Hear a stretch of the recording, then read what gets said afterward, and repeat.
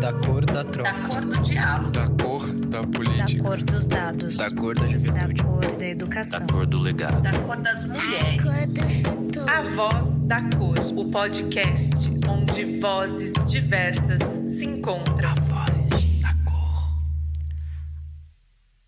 Olá, sejam bem-vindas, bem-vindos e bem-vindes ao A Voz da Cor. Eu sou Gabriela Araújo. E eu sou Thales Nota, e hoje vamos conversar com Giancarlo Moreira Gama sobre a representatividade negra na política, especialmente nas eleições de 2024. Vou apresentar um pouco sobre o Jean. Ele é cientista político formado pela USP e mestre em políticas públicas pela Universidade de Oxford, na Inglaterra. Foi vereador na cidade de Cabreúva, no interior de São Paulo, sendo o primeiro candidato assumidamente LGBTQIAPN+, eleito na história da cidade. Ele também foi pré-candidato a prefeito na cidade este ano, mas não concluiu sua candidatura. Seja muito bem-vindo ao nosso podcast, Jean. A gente agradece a sua presença e também pede que você faça a sua audiodescrição para contemplar todos os nossos ouvintes antes de começarmos as perguntas. Muito boa tarde, boa noite, bom dia. Oi, Thales, oi, Gabi. Muito honrado com o convite. Uma saudação imensa aqui para todas as pessoas que estão nos ouvindo. Eu me chamo Giancarlo, sou um homem negro. Hoje estou vestindo um óculos marrom claro e uma camisa azul escura.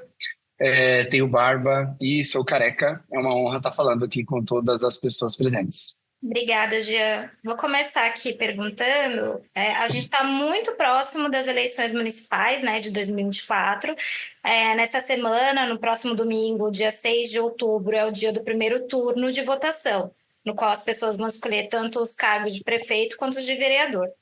E as políticas de combate ao racismo têm sido ignoradas nos debates de candidatos em São Paulo, por exemplo, que é a maior capital do país. E só para tomar exemplo de São Paulo, dos 7 debates que ocorreram até agora, apenas 6 minutos foram dedicados ao tema, o que significa menos de 1% da soma do tempo, né, de todo o debate, segundo um levantamento do jornal Folha de São Paulo.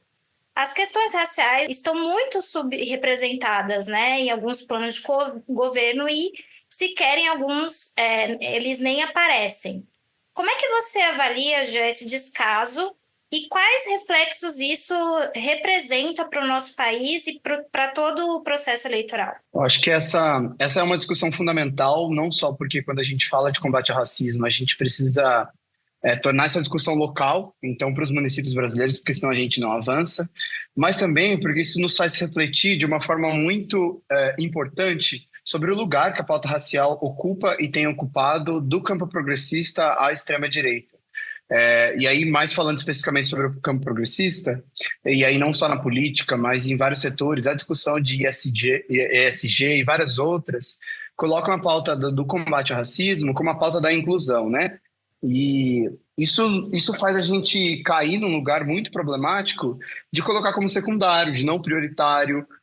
Isso acaba despriorizando a pauta consequentemente. Eu acho que a grande dificuldade e a problemática, especialmente do campo progressista na política, é manter a pauta do combate ao racismo nesse lugar e não no lugar de parar os processos de exclusão. Então a gente precisa transicionar de falar da pauta do combate ao racismo como uma pauta de inclusão das pessoas negras, mas muito mais como que a gente cria mecanismos de parar de excluir os corpos pretos da vivência nas cidades, do acesso à educação, do acesso à saúde. Se você pega todos os dados com recorte racial, você não tem um dado irrisório em termos de impacto. Você tem impactos muito distoantes entre pessoas brancas e negras. Se você pega a cidade de São Paulo, por exemplo, como você trouxe os debates aqui da cidade de São Paulo, falando de mobilidade, que é o meu tópico de especialidade, você tem de forma muito latente a mobilidade racista na cidade de São Paulo muito marcada. Então as pessoas pretas e pobres estão espalhadas fora dos centros urbanos, sendo negligenciados seu acesso ao direito à cidade, enquanto os centros urbanos, as áreas mais ativamente desenvolvidas economicamente ou com mais movimentação, as áreas mais ricas do centro de São Paulo, você tem uma convivência com acesso à cidade, com acesso à segurança pública relativamente. Então, a gente precisa tirar a pauta da discussão sobre combate ao racismo da pauta da inclusão e não que não seja importante também trazer uma discussão sobre como que isso está alocado na pauta da discussão, da inclusão, mas a gente não pode parar aí, porque se a gente parar aí, a gente vai ficar nesse lugar de colocar a pauta do combate ao racismo como uma pauta secundária. E aí, trazendo quais reflexos que isso poderiam ter, acho que eu trago muito a minha visão, não só enquanto vereador, mas também a perspectiva que eu adquiri durante o mestrado, é que se a gente não discute como a política pública chega no nível local, no nível das cidades, a gente não vai discutir a efetividade dessas políticas. E desde mudanças climáticas até políticas educacionais e, inclusive, políticas de combate ao racismo. E aí, quando a gente olha para os municípios, a gente está falando, em sua grande maioria, o Brasil, os municípios eles são dominados pela extrema-direita e por um movimento conservador muito constante. Então, a pauta racial ela já tem por si só, por conta desse cenário conservador, uma dificuldade muito grande de aterrissar nos municípios. Então, quando os candidatos, mesmo os candidatos progressistas, que é o que a gente está vendo no cenário de São Paulo, deixam de discutir essa questão, a gente torna tudo ainda muito mais complexo. A pauta racial no lugar secundário, como ela tem sido colocada, ela não vai trazer nenhum avanço para a discussão do combate ao racismo no Brasil, e se a gente não colocar ela como prioritária e como uma questão urgente, essa política de combate ao racismo ela não vai aterrissar nos municípios. Eu acho que esses são os poucos dos reflexos. Eu sempre gosto de trazer um ar um pouco mais otimista sobre a discussão, né? Porque acho que é um mecanismo e uma tecnologia, talvez da extrema-direita, de nos colocar esse pessimismo, então eu não gosto de ficar nele. Mas tem muita gente muito boa fazendo campanhas muito lindas nessa campanha, não só para o Legislativo, mas para o Executivo. Então a gente tem o Wesley no Rio de Janeiro, Isa Vicente, que é candidata a vereadora, várias outras pessoas negras que estão fazendo um trabalho de relevância e trazendo a pauta racial, mesmo nesses cenários muito conservadores. Então, embora a gente tenha essas dificuldades, especialmente na cidade de São Paulo, e essa dificuldade de aterrissar a pauta racial, a gente tem visto um número muito grande de lideranças negras crescendo, ainda muito não tão significante quanto isso poderia ser e deveria ser, mas crescendo, abrindo espaço para outras pessoas. Eu sou fruto... A minha trajetória foi fruto de outras pessoas que abriram espaço para mim. Eu acredito que eu tive a oportunidade de ajudar a abrir espaço para outras pessoas. Então, com esse trabalho de formiguinha, a gente tem ajudado a ampliar esse espaço. Maravilha, eu vou dar um zoom um pouquinho maior em alguns desses pontos que o Jean falou agora, desses números, do que está crescendo, do que está diminuindo, para o nosso ouvinte se situar melhor, e depois eu passar a palavra para o Jean conseguir trazer algum contexto maior. Bom, apenas 35,6% dos candidatos às eleições municipais de 2024 se declaram negros, entre pretos e pardos, tá? Que a gente está juntando os dois. A informação ela faz parte de uma série de pesquisas na temática que foi liderada pela Confederação Nacional de Municípios, a CNM, sobre as eleições municipais de 2024. Segundo o levantamento, esses candidatos estão presentes em 58% das disputas eleitorais para as administrações municipais. Ou seja, a maioria dos municípios tem pessoas negras ali candidatando, o que já é um avanço comparado com o que a gente já teve no passado. Já os que se declaram como brancos são ainda a maioria, representando 63,6% dos candidatos e estão presentes em 84% das disputas, na sua esmagadora maioria. A CNM também analisou o percentual de candidatos por raça em relação à proporção do eleitorado e da população. Em 24 estados, os candidatos negros são subrepresentados, ou seja, na maioria dos estados brasileiros, a presença de candidatos negros e negras a prefeitos é menor que a proporcionalidade de negros na cidade. Por sua vez, a gente teve um aumento. As candidaturas de negros para vereadores são a maioria pela primeira vez. E aí eu te pergunto, Jean, quais caminhos precisam ser tomados ou quais iniciativas poderiam existir para que tenhamos uma representação ainda mais justa e proporcional no lado, por exemplo, dos prefeitos? E quando a gente olha para o caso dos vereadores, a gente fica sempre com um pouco daquela angústia se esse número também ele não está sendo fraudado, né? Como a gente teve no próprio eleição anterior, um caso muito emblemático aí do ACM Neto, que acabou gerando bastante discussão, e como é que a gente consegue, ou como é que a Justiça Eleitoral, de alguma maneira, poderia apoiar essas candidaturas para que isso também não seja subrepresentado e a gente também acaba caindo em esvaziamento de causa, mas também tem algo a ser comemorado aqui, que mesmo que haja fraudes, ainda assim a gente teve um crescimento proporcional para o número, pelo menos, de vereadores. Eu queria te ouvir um pouquinho sobre o que a gente pode fazer para achatar essa curva para prefeito, que eu acho que era um pouco da tua história também, quando você estava se candidatando ali para Cabreúva, e um pouquinho dessa autocrítica, ou dessa crítica, de maneira geral, às fraudes, ou a gente olhar para esse percentual de vereadores negros que cresceu.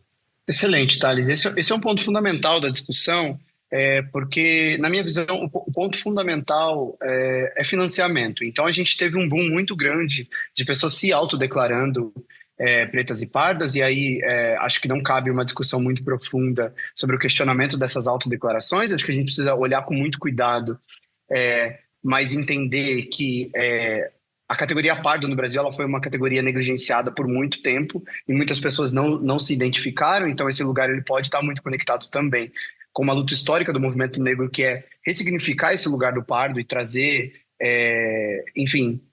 esse lugar para discussão para essas pessoas. Então acho que esse é um lugar diferente que a gente não precisa discutir aqui, mas houve um movimento muito grande de políticos que se declararam em toda a sua trajetória política como pessoas brancas e vêm de famílias aristocratas, de famílias super ricas, que têm uma vida hereditária na política, se declarando como pardo, mas aí é por conta de alterações na legislação eleitoral que reserva uma quantidade do financiamento público para campanhas políticas, para pessoas pretas e pardas e para mulheres nas campanhas políticas. Então, essa foi um dos principais fatores. Há uma complexidade aí, que existiam outros fatores envolvidos, mas esse foi um dos principais fatores que fizeram essa avalanche de pessoas se autodeclarando pretas, e aí a gente consegue ver isso refletido aí nas porcentagens de pessoas candidatas pretas e pardas nas eleições.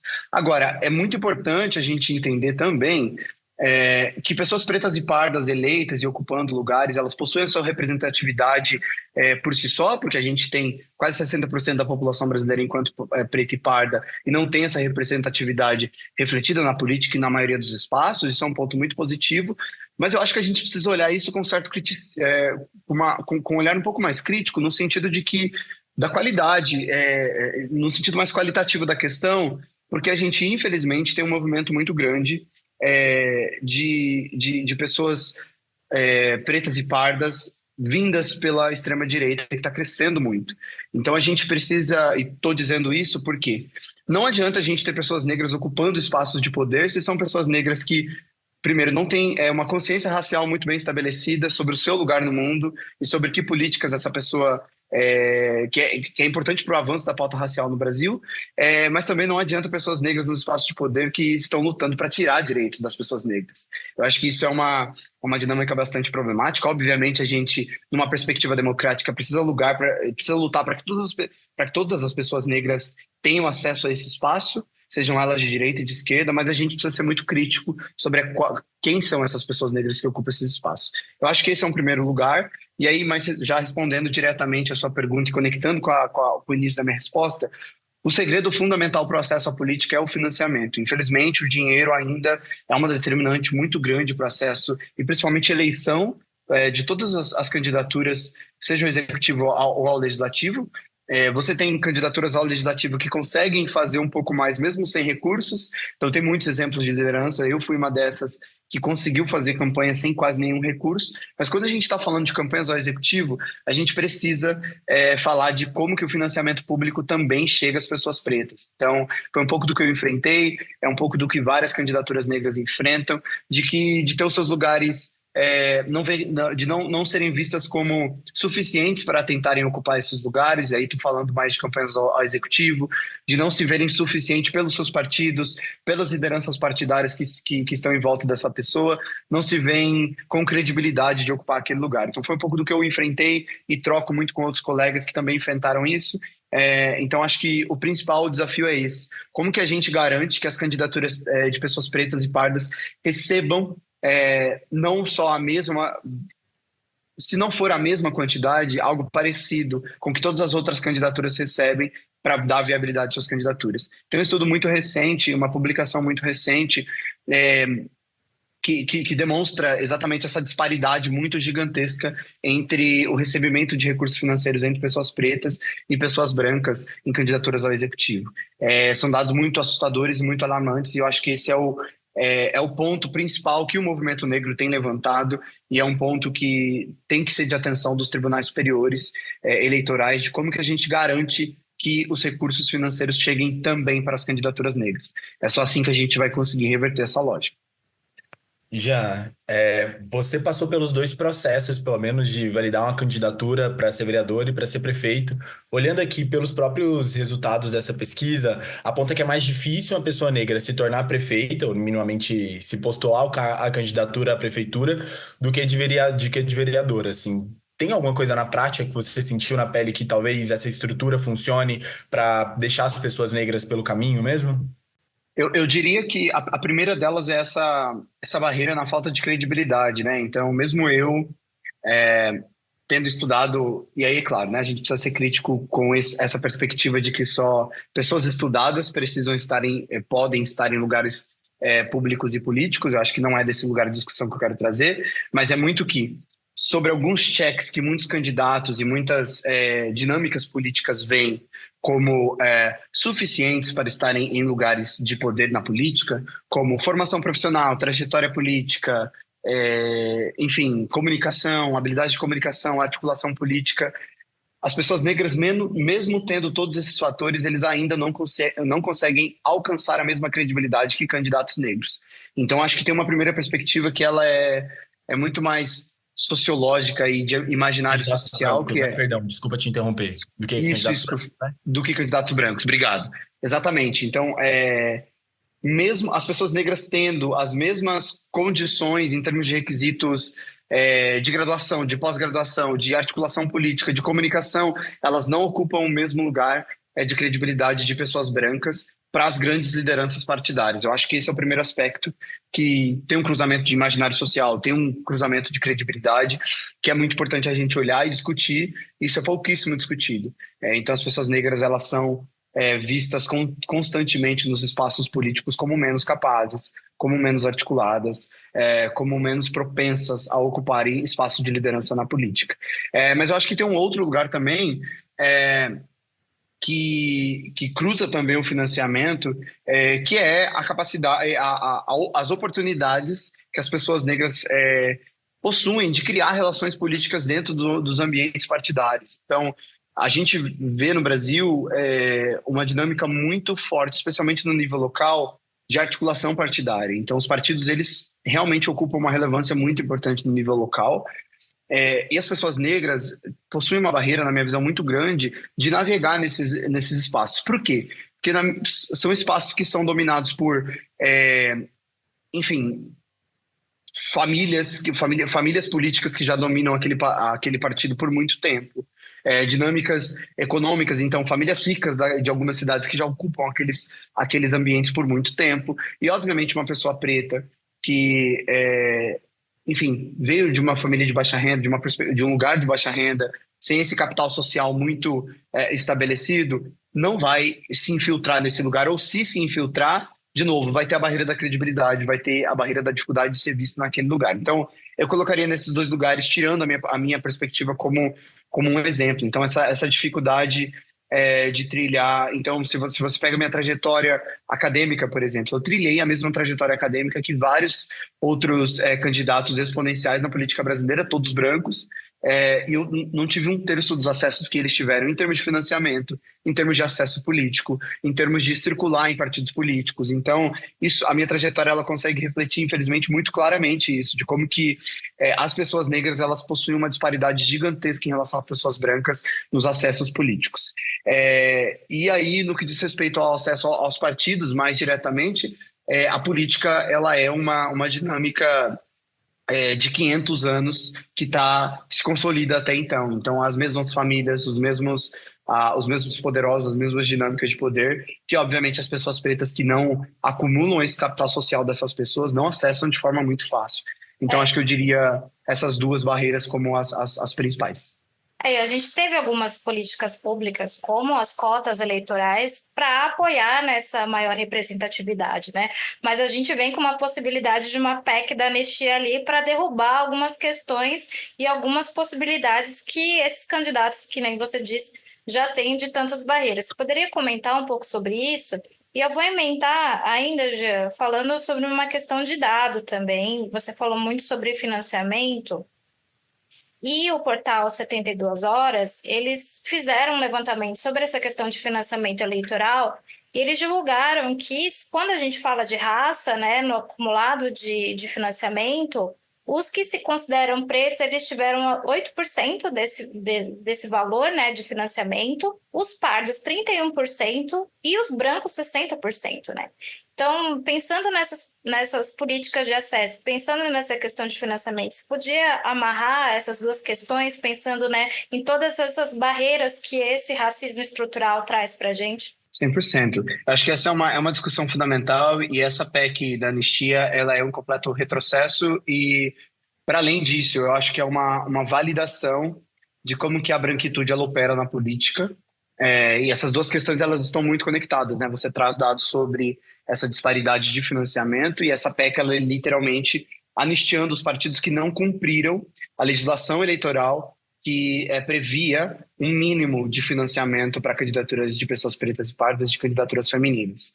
Então, isso é a cúpula da política brasileira, dizendo que eu não cumpri, e está tudo bem eu não cumprir, eu vou continuar não cumprindo. Eu acho que isso é uma perda imensa para a política institucional no Brasil, é uma perda imensa para a institucionalidade no Brasil. Então, o Tribunal Superior Eleitoral e a legislação eleitoral, quando fixou essas cotas mínimas de financiamento de 30%, demonstrou um grande avanço no que diz respeito ao acesso à política institucional no Brasil. Então, o Congresso, ao aprovar essa anistia, dá um recado para os partidos que está tudo bem não cumprir esse mínimo de financiamento. E como eu estava falando, o financiamento é um ponto crucial para o acesso das candidaturas ao Executivo e ao Legislativo ao poder. E se não fosse, a minha visão crítica sobre isso é que se não fosse, não haveria tanta preocupação sobre o cumprimento dela. Então, acho que a grande discussão aí é que a gente está tocando com essa legislação sobre essa reserva de financiamento, a gente está tocando no núcleo central de como que essa política que se estabelece pelos últimos 500 anos, essa política coronelista, essa política hereditária, de famílias hereditárias, a gente está tocando no núcleo central dessa dinâmica, que é o financiamento. Então, se a gente espalha o financiamento, isso significa que a gente espalha o dinheiro entre as candidaturas, espalhando o dinheiro o dinheiro público, de financiamento público, entre as candidaturas. Espalhando isso, eu dou mais poder a essas candidaturas, mais potencial. E isso, o resultado disso é a maior eleição de pessoas negras. Então, conclusivamente, eu acho que a minha visão é que é uma perda tamanha para o Brasil, a aprovação dessa PEC da anistia. É um recado muito doloroso para os partidos, de novo, que está tudo bem, não cumpriu o que deveria ser cumprido, e a gente dá um passo atrás. Mas eu digo que muitas das vitórias que a gente teve no Brasil, se não todas elas, o que diz respeito ao movimento negro, foi fruto de muita luta social, dos movimentos sociais, dos parlamentares que ocupam aquele espaço. Então, eu tenho acompanhado um pouco das discussões e tenho visto que tem sido um lugar de muita luta, tem sido um lugar de muita resistência para que a gente continue ocupando esse espaço. Então, eu olho esperançoso para isso, que é um retrocesso muito grande, mas que não só essas candidaturas que estão vindo para esse ano, que vão ocupar espaços relevantes, mas também todas as outras que já travam lutas fundamentais no Congresso Nacional, e os movimentos sociais em si, os históricos também do Ministério dos Povos Indígenas, o Ministério da Igualdade Racial, também ocupam um lugar muito importante para a mobilização dos movimentos sociais e, consequentemente, de como que a gente reflete sobre o impacto disso na política institucional.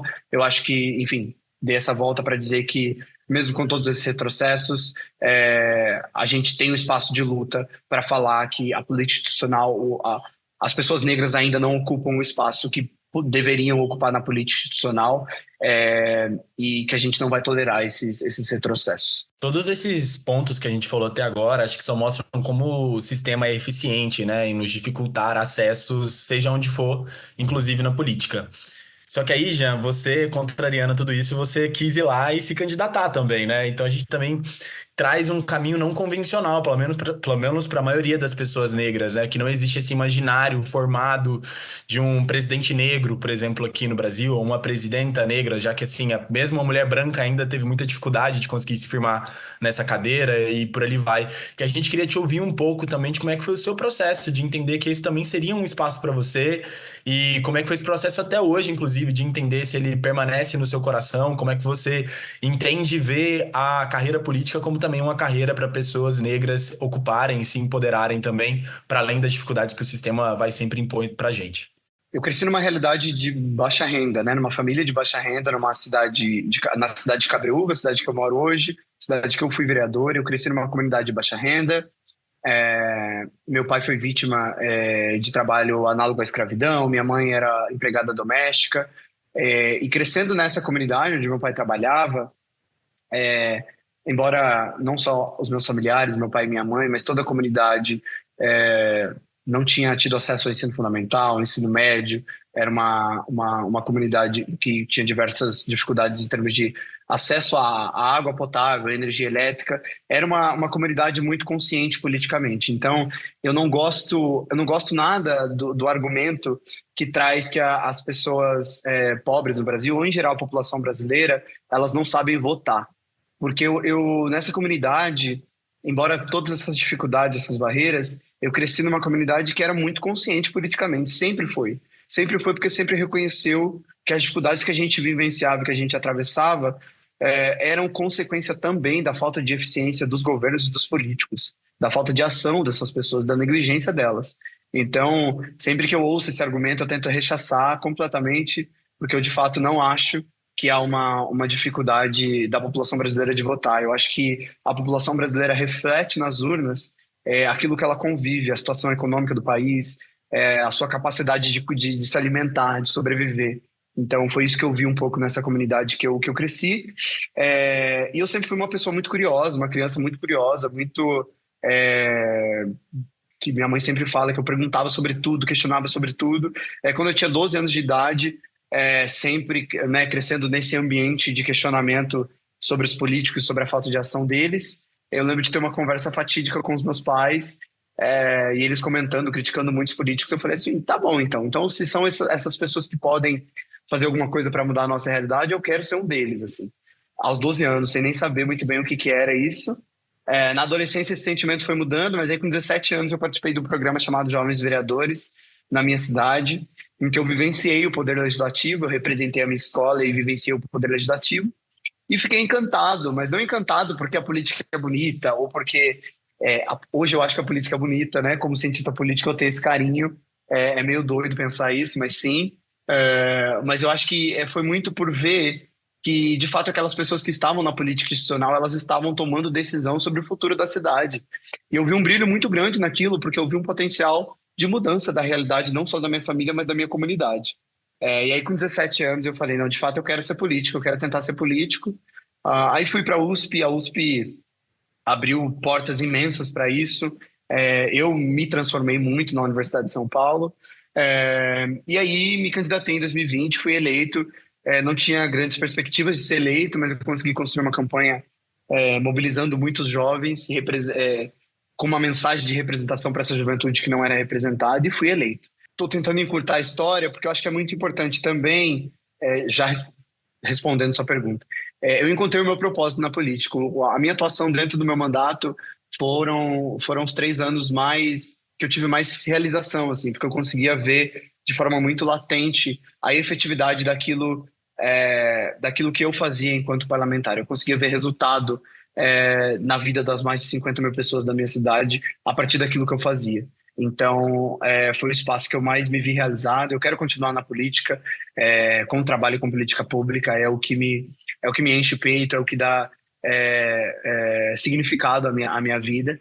Mas eu tomo muito cuidado quando eu vou falar disso, para a gente não cair num lugar de romantização da política, porque a política é um espaço muito violento, especialmente para pessoas negras, especialmente para as pessoas LGBTs. Então, nesse espaço eu sofri os mais diferentes tipos de violência que vocês podem imaginar, seja microviolência, seja ameaça de morte. Então, a gente precisa falar com muito cuidado desse lugar. Sempre que as pessoas me perguntam, você recomenda atuar na política institucional? Eu primeiro falo, você tem que ser um pouco doido, ninguém muito racional vai para a política, justamente por causa disso, mas você precisa, primeiro de tudo, ter a garantia da sua integridade física. Eu acho que esse é um cuidado principal. Obviamente, De você Marielle Franco, né? Se a gente for pensar numa história assim que me marca muito também, né? 100%, 100%. Minha mãe tem um relato, eu trouxe na minha pré-campanha prefeito, minha mãe tem um relato muito forte de um vídeo dela falando que quando Marielle foi morta, ela estava assistindo o jornal e eu estava na casa da minha mãe no dia e a gente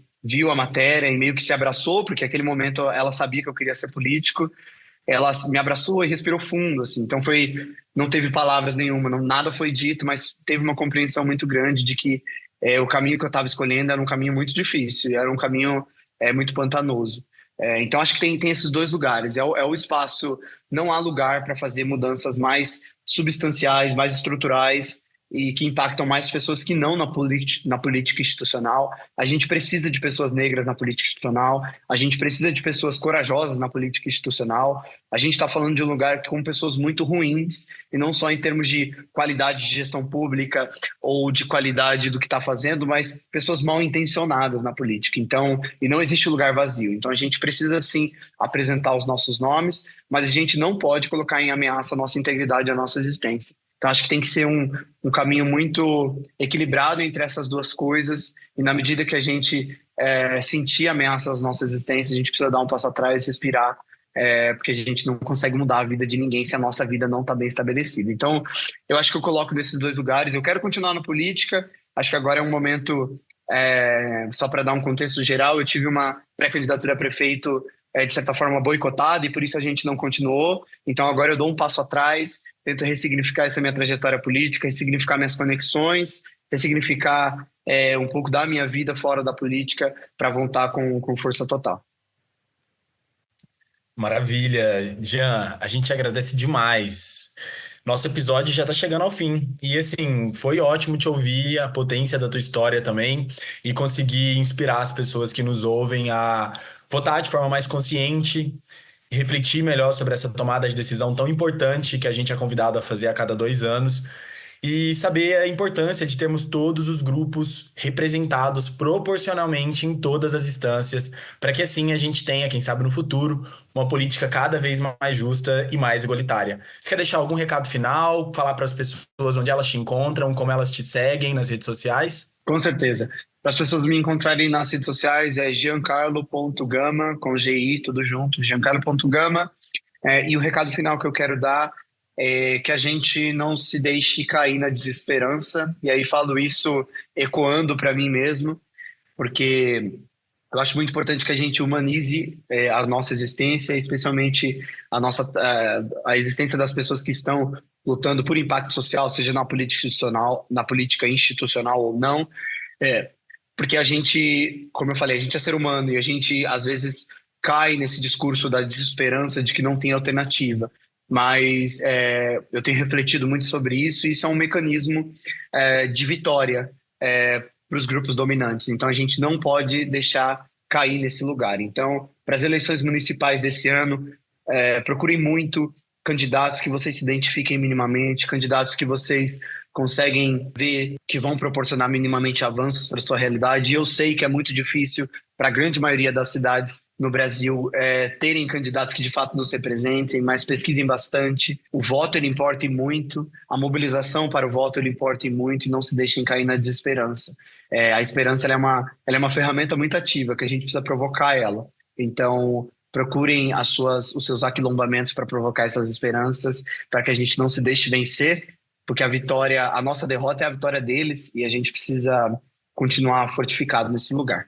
Acho que era isso. Estou à disposição para trocar uma ideia com todas as pessoas que quiserem conversar e se fortalecer aí nessa reta final das campanhas. Obrigado. Muito obrigada mais uma vez, Jean. E esse episódio do A Voz da Cor fica por aqui.